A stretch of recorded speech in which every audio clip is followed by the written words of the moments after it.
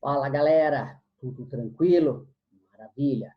Bom, eu sou o professor Caio, sou professor de Biologia e nessa videoaula de hoje nós vamos aprender um pouquinho sobre alguns tipos de substâncias orgânicas. Nesse caso, nós vamos trabalhar com as vitaminas. Lembrando que as vitaminas podem ser divididas em dois grandes grupos. O que chamamos de hidrossolúveis, o próprio nome já diz, solúvel em água, e as lipossolúveis, que aí, obviamente, serão solúveis em solventes orgânicos. Nessa videoaula de hoje, você acompanha comigo as vitaminas hidrossolúveis e, inclusive, o material disponível para essa videoaula, ele estará lá na descrição do vídeo, num link para que você possa, obviamente, fazer a impressão e estudar aí possivelmente. Para isso, eu vou duplicar a tela do meu computador para que vocês vejam aí e analisem o material que o professor preparou para vocês. Beleza? Maravilha! Aqui está, por exemplo, o mapa conceitual referente aí a todas as vitaminas, aqui ó, hidrossolúveis. Ou seja, são substâncias, primeira coisa, o que são vitaminas? São substâncias reguladoras. Então, reguladoras do quê? Do metabolismo e auxiliam todo o desenvolvimento do organismo. Isso é óbvio, tá? São vitaminas solúveis, as hidrossolúveis, o que se refere que são solúveis à água e, principalmente, são eliminadas na nossa excreção, ou seja, na forma de urina, tá? São produzidas por organismos, tá? E necessitam ser absorvidas através da nossa alimentação. Então, através da nossa alimentação, nós temos a possibilidade e, principalmente, a necessidade da absorção dessas vitaminas. São consideradas, é óbvio, as hidrossolúveis, as vitaminas que nós chamamos do complexo B, que vai lá da B1, B2, B3 ou PP, B5, B6, B8, B9, B12 e a vitamina C. Então, a gente considera o complexo B mais a vitamina C. O que é importante você estudar e você conhecer sobre essas vitaminas hidrossolúveis? Primeiro, qual que é a finalidade de cada um? Segundo, aonde elas são encontradas? E terceiro, o que acontece com a sua falta ou com a sua carência? Para isso, o professor deixou aqui um mapa conceitual para vocês, inclusive na ordem cronológica. Eu tenho aqui a vitamina B1, repara que aqui entre parênteses eu trago sempre o nome químico, tá? Porque muitas vezes um bom exercício ele vai te solicitar não só a vitamina, mas principalmente o nome químico. Então, a vitamina B1 a gente chama de tiamina, ou seja, tiamina é o nome químico dessa doença, dessa vitamina, perdão. Eu tenho aí algumas funções, se refere a essas vitaminas, como, por exemplo, ela oferece proteção aos músculos e nervos. Na verdade, todas as vitaminas do complexo B, elas estão relacionadas a isso, a um bom funcionamento de toda a musculatura. Então, como aí o próprio nome já diz, ela auxilia e protege a musculatura e os nervos. Encontrado aí em levedura de cerveja, germe de trigo, fígado bovino, ervilhas, frutas, peixes, na verdade, se refere aí a essas estruturas onde eu tenho essa vitamina B1. E a carência dela, isso é importantíssimo, causa uma doença chamada beriberi. É assim que diz mesmo, beriberi. O que significa essa beriberi? Significa, obviamente, que vai causar uma fraqueza muscular, vai causar um crescimento, vamos dizer assim, mais lento, o que a gente chama de um crescimento retardado, promove também alguns distúrbios neuromusculares, tanto parte neurológica quanto muscular, paralisia muscular, poliomielite inflamações generalizadas, principalmente nos nervos periféricos, ou seja, nas extremidades, braços e pernas. Isso é a vitamina B1. Vitamina B2, conhecida como riboflavina, está relacionado, obviamente, à produção de energia no organismo, auxilia a essa produção energética. E, além do que, protege os atletas contra lesões e melhora principalmente o seu desenvolvimento. Está encontrado aonde? Em leite, os seus derivados, né? Por exemplo, um queijo, um iogurte, frutas, pão, vísceras, carne. Aqui ele não menciona de quem é bovino, peixes ou tal, carnes em geral, levedura de cerveja, amendoim, vagem e principalmente vegetais verdes folhosos, como couve, acelga, agrião, dentre outros, tá? A sua falta ou a sua carência causa o que chamamos de queilose. Na verdade, aí eu tenho três ações, três prejuízos pela ausência dessa vitamina. A primeira delas é a queilose, que são distúrbios bocais, ou seja, irritação dos lábios, aquela vermelhidão nos lábios.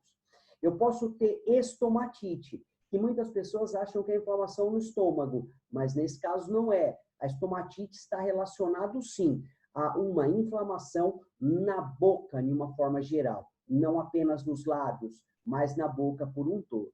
E, por último, o que a gente chama de fotofobia. Foto, luz, fobia, aversão, medo. Então, menciona essa pessoa uma intolerância, uma aversão à luz e distúrbios cutâneos. O que significa isso? Inflamações na pele, problemas aí na pele generalizada. Essa é a família, essa é a vitamina, perdão, B2. Vitamina B3, também chamada de PP, chamado de niacina, chamado de nicotinamida e chamada de ácido nicotínico. Nossa, professor, mas para que tanto nome? Infelizmente, tá? Você tem que fazer aí a memorização, a associação de todos, porque na dúvida aparece um outro nome, você não vai saber a qual vitamina ela se refere, tá? Funções dessa vitamina B3 ou PP está relacionado a evitar o que a gente chama de pelágra. O que é isso? É uma doença causada pela desnutrição e que provoca uma fraqueza e uma dificuldade no ato de engolir, tá? No ato de, obviamente, eliminar o alimento ao trato digestivo, ao trato digestório, né? Encontrada aonde tem essa vitamina? Tem aí em levedura, leite e seus derivados, então queijo, iogurte, por aí afora. Eu tenho carne, ele te dá qual a carne principal? O fígado, cereais, pão integral, peixes, feijão e couve, tá? Aqui também um vegetal folhoso verde, tá? Principalmente a couve, tá? A carência dele vai causar propriamente a pelágra, que nada mais é uma dificuldade para que a pessoa consiga, obviamente, engolir. Causa também diarreia, intenso nervosismo, demência, o que a gente chama de deteriorização mental, ou seja, eu tenho efeitos devastadores no sistema nervoso central, tá? Próxima vitamina, hidrossolúvel, o que a gente chama de B5, ou ácido pantotênico. Esse cara está relacionado aos processos energéticos celulares, ou seja, a toda a produção de energia, toda a produção de ATP, obviamente, para o nosso corpo, tá? Está encontrado em carne, leite e seus derivados, verduras, cereais integrais. Aí eu tenho a maior quantidade dessa vitamina denominada B5.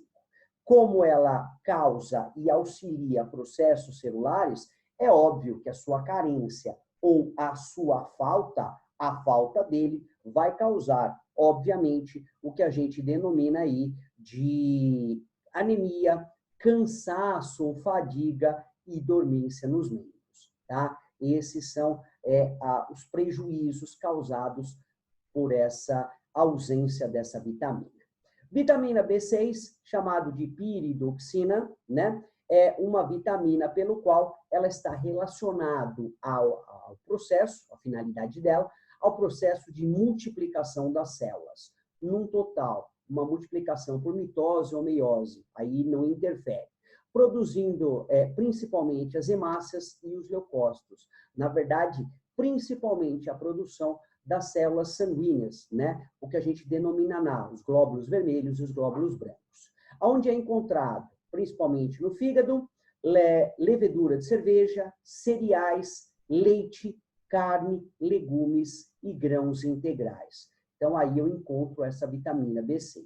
A sua falta causa o que a gente chama de dermatite. O que são? São inflamações, são problemas relacionados à pele, um atraso no crescimento, um crescimento mais retardado, um crescimento mais longo, vamos dizer assim, distúrbios gastrointestinais, por exemplo, diarreia, uma má absorção desses alimentos, anemia e problemas mentais. Tudo isso relacionado à ausência dessa vitamina B6.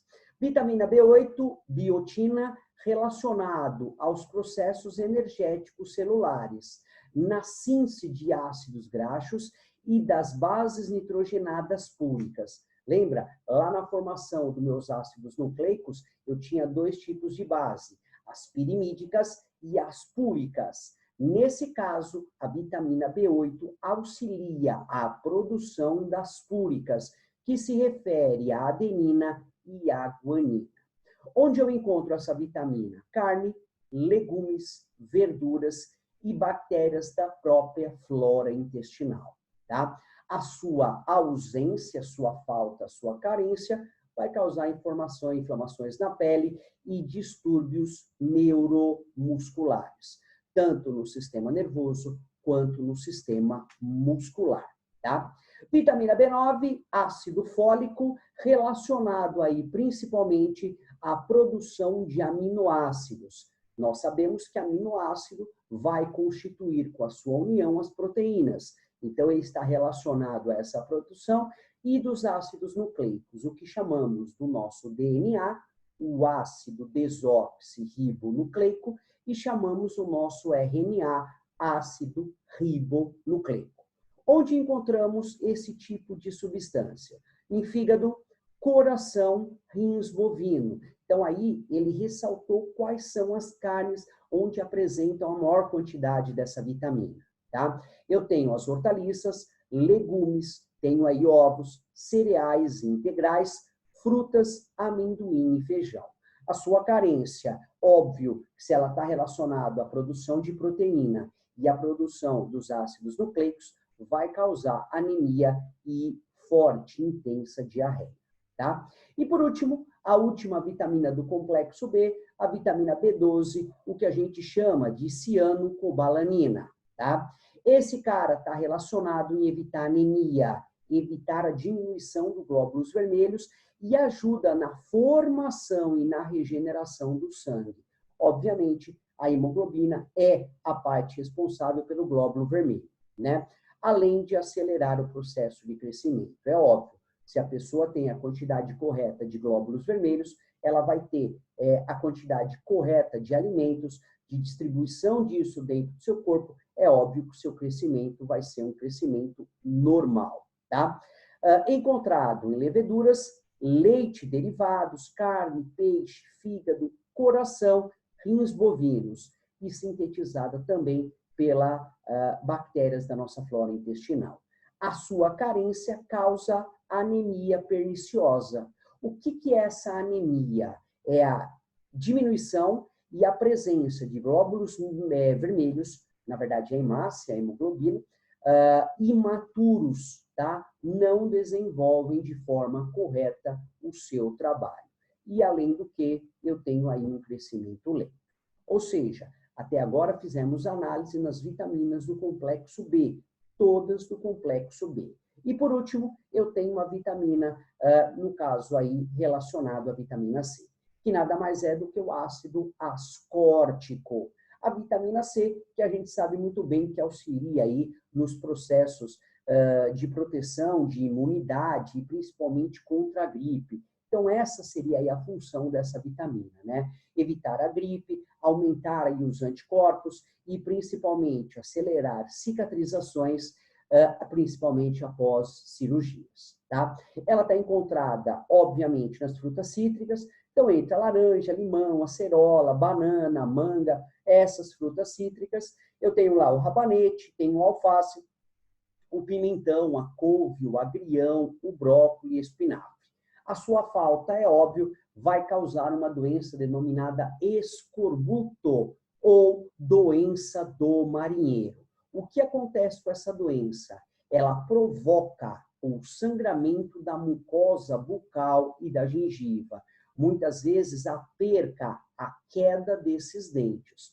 Por que associada à doença do marinheiro? Porque antigamente, nas grandes navegações, não tinha como se acondicionar de forma correta os alimentos.